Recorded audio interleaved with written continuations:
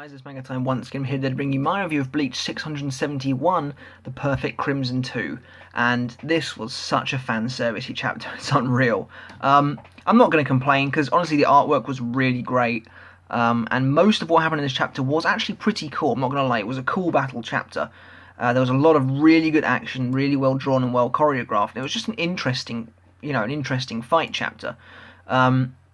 Which, honestly, Kuba's been doing pretty well so far. If this is the end of Gerard, and honestly I'm inclined to believe it is this time, because I think next chapter is the last of Volume 73, and as I said, Kubo tends to like ending fights at the end of volumes, so it feels like this could be the end of Gerard. And if so, then I think it's safe to say that the Schutzstaffel have been pretty good in terms of being opponents. All the fights have been very long, brutal, hard for both sides. They've been pretty evenly fought battles. My favourite, if this is the end of the Gerard fight, probably was Urahara and Yoruichi versus Askin. However, the Gerard fight has actually been pretty entertaining as well. Muri versus Pernod is probably my least favourite, although I didn't really like any of the Nanao crap in the Shinsui fight, but the rest of that one was pretty good. So yeah, overall the Schutzstaffel, good villains. They put up interesting fights, interesting battle, took people out of the game. But yeah, of course Gerard could still be alive at the end of this week's chapter, but we'll see. Anyway, it starts with Hitsugaya obviously transforming, and he says, he basically says his power is not enough to use Hyorimaru to its fullest potential. But he basically, when he uses the true form of Hyorimaru, he's forced to age a bit, because as he is, essentially, what I think is happening here is there's not really a explanation, but what I think is happening is that because in his child form, he doesn't have the experience necessary to use it, when he basically rushes and uses it, his body catches up to where it would have to be, I guess. I don't really know. Either way, I'm not going to lie, he does look pretty cool. I will concede to you Hitsugaya fans out there that as an adult, he does look quite cool. I like the whole ice collar and the shoulder blades, that looks cool. There are some panels where it looks a bit odd, it basically looks like Hitsugaya's child face on top of an adult body, but for the most part, he does look pretty cool. He then says to Gerard, just between you and me, I'm not a fan of my adult self. I don't get it. Why not? I'm pretty sure this is the first time he's ever done this. And he's only been an adult for, all of 5 seconds at this point, so I don't quite know where he gets that from. But, and I don't know why he wouldn't be a fan of his adult self either, because it means he's also using Hyorimaru to its fullest potential, so no idea. However, Gerard kind of looks over at him, and Gerard is, especially towards the end of this chapter, I feel, looking properly like a Jotun, properly like a Nordic statue almost. He looks pretty awesome, actually. It's quite a cool theme. He then says, who are you? And now obviously Hitsugaya's like, I'm Hitsugaya, and he says, and Gerard's like, oh, so this is your Bankai, but wait, I thought you already released your Bankai. And we then see Gerard's wings are actually disappearing, which is interesting. When I first read this, I thought that Kubo just forgot to draw them, because I didn't even notice they were breaking away in this chapter.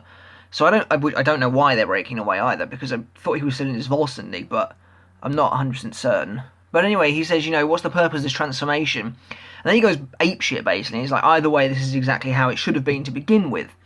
At which point he then rams his blade into the ground, I think.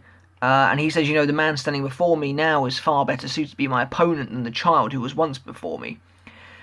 Hitsugaya spends this entire chapter being very typically Hitsugaya, and that he tries to act all cool. The only difference is now he actually looks kind of cool. But he's like, oh, I'll keep that in mind. And it's like, oh, shut up. But Gerard then, for some reason, throws his shield at him. I don't know why you would even think that was a good idea. Kubo's clearly excited for Captain America. But yeah, for some reason, Gerard just chucks his shield at Hitsugaya. Hitsugaya then basically just freezes it. He doesn't actually do anything. He just holds out his hand, and then somehow he's able to freeze it. And not even just the shield, but the path the shield took. He freezes the whole thing. So I think that's supposed to be a clue that Hitsugaya's powers can now freeze essentially everything, including Reiatsu and Reishi, even if there's nothing there. But anyway, he says, I told you not to throw stuff around like that because we can't have debris falling on the Soul Society. At which point Gerard tries to smash him with his blade. However, Hitsugaya basically slices Hoffnung in half in one hit, and it freezes it instantly. To which point Gerard's like, have you forgotten already? I warned you about what happens if you slice Hoffnung. But nothing happens. and supposedly it's because once it's frozen, no matter the substance, all its functions will cease to exist. So this is the kind of bullshit that Rukia tried to pull on Asnod's fear. So this is the second time now that this has happened. I can accept this one a bit easier because I don't like Gerard as much as I liked Az, I'm not going to lie. But it still just seems like a load of rubbish because, what we're saying here is that the sword isn't magical. That's just what the sword does. So the sword is effectively broken, as it doesn't work anymore. I guess. Literally what is being said here is that Gerard's sword, imagine if it had a battery in it. As soon as the whole thing is frozen, it doesn't work anymore. So that's essentially what he's saying, which is a bit weird, but I can, to be fair, buy it a little bit easier than Az's one. Hitsugaya then standing there. Seriously, like, this is quite a cool pose, but the whole thing is so fan service, it's unreal. And of course his Quincy uniform has split so that you can now see his chest, just in case you didn't realise it was fan service-y enough. But I won't deny that he does look quite cool, and he's like, you catch on quick, the function of your hope has become suspended. Every panel that Hitsugaya is in is designed to make him look as cool as possible in this chapter. I really wonder, though, how long he'll remain an adult for, because he's still an adult by the end of the chapter. Gerard then says, well then, if that's the case, and he puts his hands together and then pulls one back and summons an enormous Quincy bow, which I guess kind of screws my theory that it was his blade. But yeah, Gerard has now lost his shield and his sword, so he's in a little bit of trouble. And he says, I will have to resort to using something that cannot have its function tampered with, which means crushing you with a pure torrent of power. Hitsugaya is then like a Quincy bow. It pains me to say this, but you have arrived at that conclusion just 1 second too late. And we get actually a pretty awesome double-page spread of Gerard just completely frozen solid. But the important thing here is the energy of his bow is also frozen solid. Because Hitsugaya can now apparently just freeze anything without really having to do much. Because it doesn't look like he's even really done anything. But his new ability is called Shikai Hyoketsu, which means freeze the 4 worlds. Cool name, to be fair. And supposedly this ability allows him to, basically by being in his mature Bankai, in just 4 seconds he can freeze the 4 worlds: earth, wind, air, or fire. So it doesn't matter what it is, basically, it can be frozen. And Gerard now really, in my opinion, looks like the whole statue, dearly, because he's completely frozen. But anyway, Hitsugaya's like, had you succeeded in releasing that Quincy bow within 3 seconds, I might have been on the wrong end of your arrow. However, because it's Hitsugaya and he can't do anything, Gerard breaks free of the ice and grabs him. And Hitsugaya's like, what? But I don't know why he's like, what? Because I don't think his ice has ever killed anyone. Gerard busts out of the ice and he's like, he goes mental again. He's like, I cannot be frozen. I'm a disciple of God. I cannot be imprisoned by the likes of mere elementals bound to this world, which is a fairly cool line, to be fair. And he's like, so be it. I will crush you with my own hands. And this is when things get a bit weird, but this is quite cool, to be fair. So Gerard suddenly topples over, and Kenpachi's back on his feet, which is mental. And I don't really know what's going on here. I'm pretty sure it's a reference to the Achilles heel, but for one thing, I cannot make out what that is that Kenpachi's actually touching. I assume it's Gerard's heel, but I don't really know. But Kenpachi's like rammed his hand into it or something like that. I don't know, there's blood coming out from wherever Kenpachi's touching, so I think he's like punched Gerard hard enough that he's put his arm through him. And so Gerard's kind of collapsed to the ground, at which point he's like, what have you done to me, Kenpachi Uzuraki? And then suddenly his body starts freezing over again, and it's because he's holding Hitsugaya, apparently. The weird thing here is that Hitsugaya is now growing wings, and there's some strange, like, stars behind him. Don't know what that's all about. Whether it's some extra form or something like that we're not actually going to see, I don't know. But basically Hitsugaya's like, you didn't seriously think that, there wouldn't be any repercussions for grabbing me like that when I'm in this form. To which Gerard's like, I told you I won't be frozen by the likes of you. However, now this is probably the best bit of the chapter in my opinion. Gerard's suddenly surrounded by millions of blades, and it's actually freaking Senkei, which is really quite cool, because I'm not going to lie, did wonder if we would ever see Senkei again in this series.